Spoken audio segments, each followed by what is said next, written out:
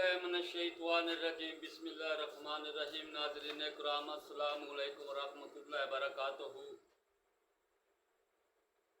नाज़रीन किराम, आज की वीडियो का बयान है 10वीं मुहर्रम को अशूरा क्यों कहते हैं।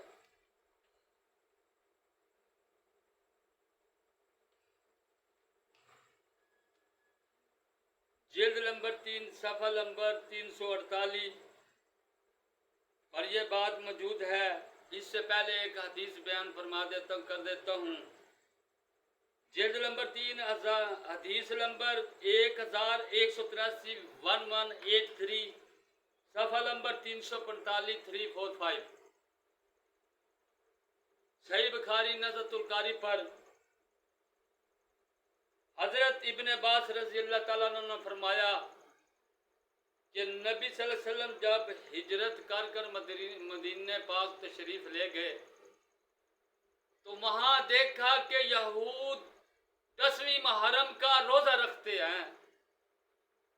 आप सल्लल्लाहु अलैहि वसल्लम से दरियाफ्त फरमाया कि ये क्या है, तो यहूद ने अर्ज की कि इस दिन अल्लाह पाक ने हजरत मूसा अलैहिस्सलाम को फ़िरौन के अजाब से आज़ादी दी थी और बहर करज़म को फाड़ा था, यानी कि दरिया लाल समुद्र को या दरिया को फाड़ा था, रास्ता बनाया था और मूसा अलैहिस्सलाम को उससे गुजारा था और फ़िरौन को उसमें डुबोया था।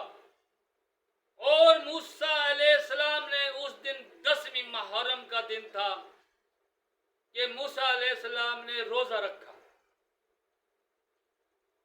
हम इसलिए रोजा रखते हैं। नबी सल्लल्लाहु अलैहि वसल्लम ने फरमाया कि ऐ यहूद, मैं तुम्हारी निस्बत मूसा अलैहिस्सलाम का मुवाफ़क़त करने वाला ज़्यादा हूँ। और आप सल्लल्लाहु अलैहि वसल्लम ने 10वीं मुहर्रम का रोज़ा खुद भी रखा और सहाबा को भी हुक्म दिया कि 10वीं मुहर्रम का रोज़ा रखें। एक दूसरा, 10वीं मुहर्रम को अशूरा क्यों कहते हैं, इसकी एक वजह तो वही है कि ये मुहर्रम की 10वीं तारीख को कहते हैं, यानी कि मुहर्रम की 10 तारीख को अशूरा कहते हैं। इस दिन को अशूरा इसलिए भी कहा गया है कि इस दिन अल्लाह ताला ने 10 अंबिया किराम पर खास इकराम फरमाया है, यानी कि 10 अंबिया अलैहिस्सलाम पर खास इकराम फरमाया है।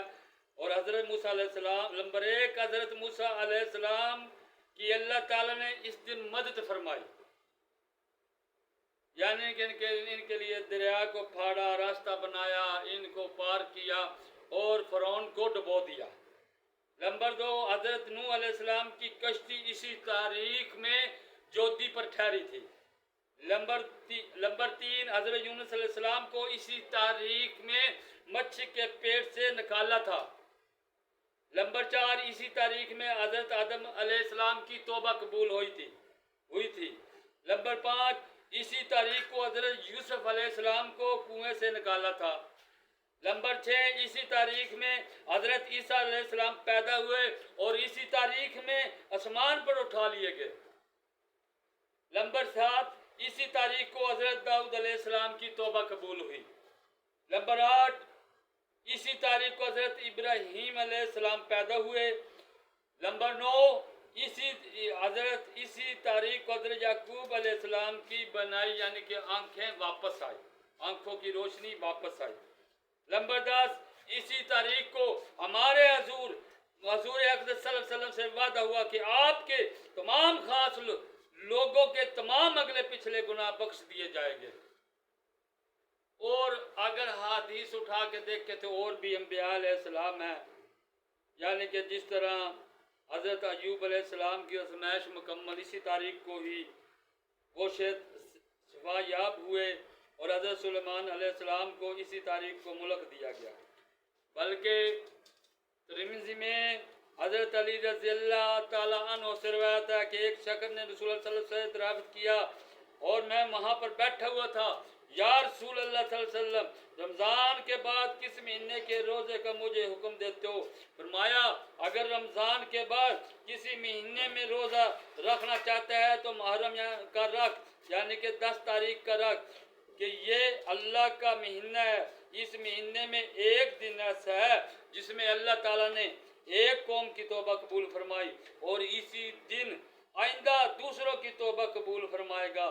اس لیے یہ بتا رہا ہے کہ عاشورہ کا روزہ تمام نفلی روزوں سے افضل ہے، واللہ تعالیٰ عالم۔ یعنی کہ یہ پہلے بیان کیا ہے کہ 10 محرم عاشورہ کسے کہتے ہیں، 10 محرم میں جو 10 تاریخ ہوتی ہے اسے کہتے ہیں۔ پہلی جو حدیث بیان کی تھی اس میں روزہ اس لیے رکھا جاتا تھا، یہود رکھتے تھے کہ حضرت موسیٰ علیہ السلام کی اللہ پاک نے مدد فرمائی تھی اور موسیٰ علیہ السلام نے روزہ رکھا تھا۔ آپ صلی اللہ علیہ وسلم نے بھی خود بھی اس تاریخ کو روزہ رکھا، 10 تاریخ محرم کی 10 تاریخ کو، اور صحابہ کو بھی حکم دیا کہ روزہ رکھیں۔ لیکن اسی کے ساتھ دوسری حدیث میں نبی صلی اللہ علیہ وسلم نے فرمایا جب رمضان کے روزے فرض ہو گئے تو نبی صلی اللہ علیہ وسلم نے فرمایا جس کا دل چاہے اب نفلی روزے رکھ لے، جس کا دل چاہے نفلی روزے نہ رکھے، کوئی گناہ نہیں، اگر رکھیں گے ثواب بہت ہے۔ لیکن اب جو اس امت میں یعنی کہ اب جو چل رہا ہے، اب 10 محرم یعنی کہ بعد میں یہ ثانیہ ہوا کربلا کا، جو کربلا کا ثانیہ ہوا، اب اس کے بعد جو روزہ رکھتے ہیں وہ اس لیے رکھتے ہیں، یعنی کہ اب یہ جو 10 محرم اس لیے گنا جاتا ہے۔ یہ تو جو میں نے بیان کیا یہ پہلے بھی 10 محرم کا روزہ رکھا جاتا تھا شہدائے کربلا سے پہلے۔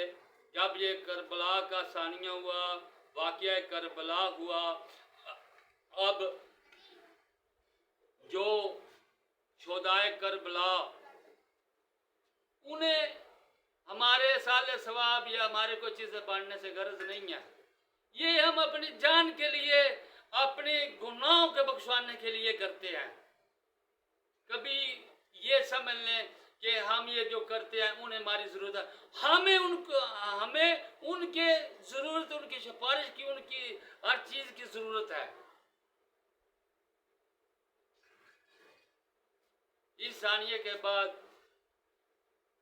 بندے روزہ اس لیے بھی رکھتے ہیں کہ ان کی یاد میں روزہ رکھتے ہیں۔ اللہ پاک اس لیے روزہ رکھتے ہیں، اللہ پاک شہدائے کربلا کے درجات اور بلند فرمائے، اور ان کے طفیل، ان کے صدقے ہمارے روزہ رکھنے والا جو رکھتا ہے یا ویسے نہیں وہ دعا مانگتے ہیں، ان کے صدقے ہمارے صغیرہ کی کبیرہ گناہ اللہ پاک معاف فرمائے۔ یہ بات ہے۔ السلام علیکم ورحمۃ اللہ وبرکاتہ۔